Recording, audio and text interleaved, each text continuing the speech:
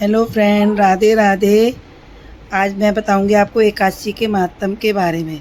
एकादशी वैशाख माह के कृष्ण पक्ष की एकादशी। एकादशी तिथि आरंभ होगी 23 अप्रैल शाम को 4:43 पर और एकादशी तिथि संपन्न होगी 24 अप्रैल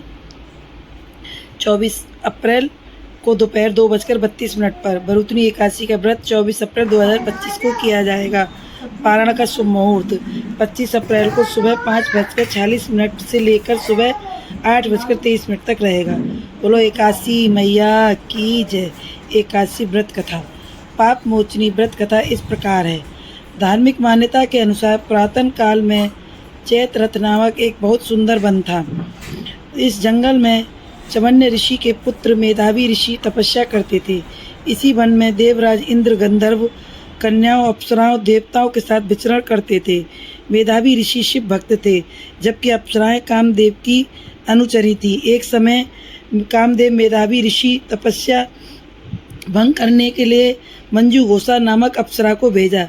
उसने अपने नृत्य गान और सौंदर्य से मेधावी मुनि का ध्यान भंग कर दिया।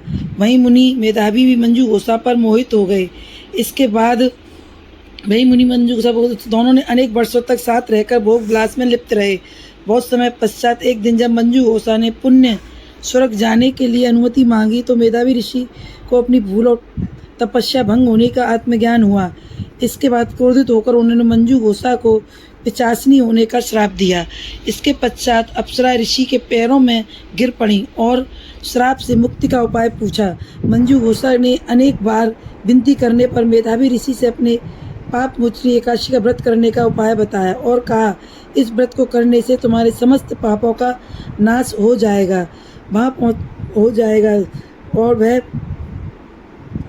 नाश हो जाएगा। अब तुम पुण्य अपने रूप में प्राप्त करोगी। अप्सरा को ऋषि मुक्ति का मार्ग बताकर मेधावी ऋषि अपने पिता महर्षि चमन के पास पहुँचे। वहाँ पहुँचकर उन्होंने पिता से अपनी तपस्या भंग होने का कारण बताया और यह भी कहा कि उन्होंने क्रोधित होकर उस अप्सरा को श्राप दे दिया है। श्राप की बात सुनकर चमन ऋषि ने कहा कि हे पुत्र, यह तुमने अच्छा नहीं किया।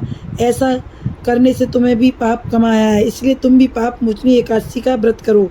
तब ऋषि मेधावी और मंजू घोषा ने विधि विधान से दोनों ने मिलकर पाप मोचनी एकादशी का व्रत किया, जिसके फलस्वरूप उनके सारे पाप नष्ट हो गए। इसके पश्चात मेधावी ऋषि पुण्य तपस्या के लिए चले गए और मंजू घोषा को पिशाचिनी योनि से मुक्ति मिल गई।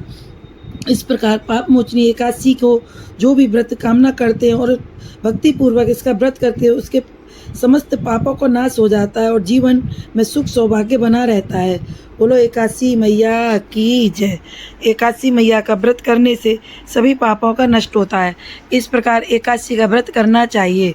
एकादशी माँ सबके लिए शुभ सौभाग्य लेकर आती है। इसकी एकादशी माता के भजन व्रत करने के बाद सुबह पारण करना चाहिए। पारण करने के बाद एकादशी माता के आरती भजन गाने चाहिए। विधि विधान से पूजा अर्चना करनी चाहिए, जिससे कि एकादशी का महात्म है। 10वीं से ही एक टाइम भोजन करके एकादशी का व्रत साधा जाता है। एकादशी वाले दिन एक टाइम भोजन करके द्वादशी को पारण किया जाता है। बोलो एकादशी